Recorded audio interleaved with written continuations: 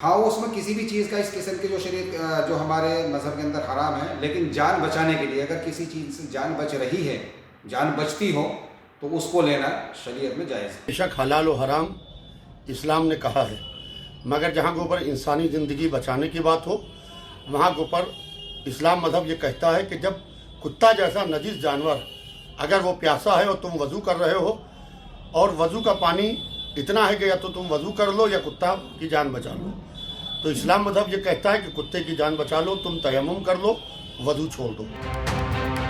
सुना मौलाना साहब क्या कह रहे हैं। मौलाना साहब का कहना है कि हलाल और हराम इस्लाम का एक अभिन्न अंग है,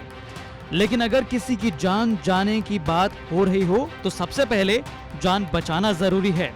जी हाँ, किसी भी मजहब का यही एक सार है कि जान सबसे पहले। लेकिन इस महामारी के दौर में भी कुछ लोग ऐसे हैं जो अपनी गंदी हरकतों से बाज नहीं आ रहे हैं।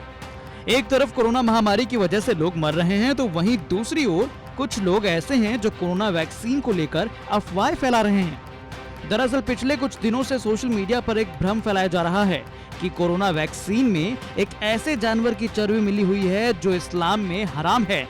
इस अफवाह के फैलने के बाद कई मुस्लिम संगठनों ने भी कोरोना वैक्सीन का विरोध किया और कहा कि जब तक ये पता नहीं चल जाता कि वैक्सीन हराम है या हलाल, तब तक लोग इसका प्रयोग ना करें। हालांकि शिया धर्म गुरु यासूब अब्बास का कहना है कि इस तरह के भ्रामक अफवाहों पर ध्यान देने की जरूरत नहीं है। अगर किसी की जान बचाने की बात हो तो धर्म सबसे पहले परोपकार सिखाता है, ना कि हलाल और हराम।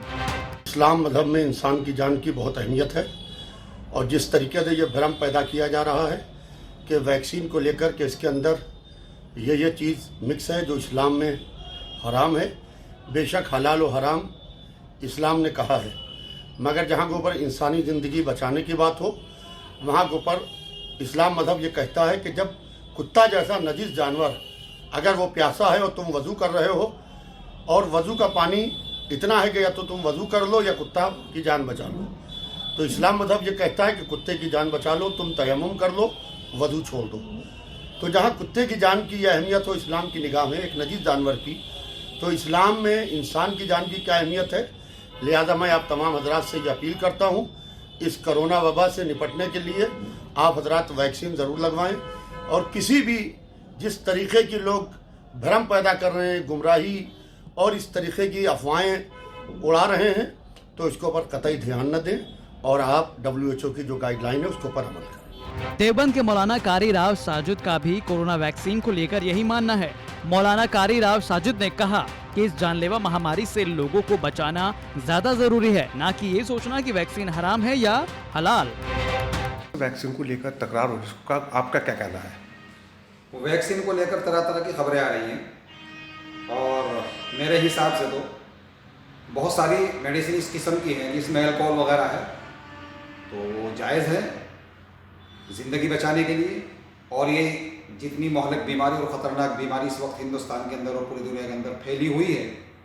वो इस तरह की वैक्सीन के अंदर अगर कोई किसी चीज़ की मिलावट भी है और इससे ज़िंदगी बच रही है, तो मेरे हिसाब से शरीयत में जायज़ है,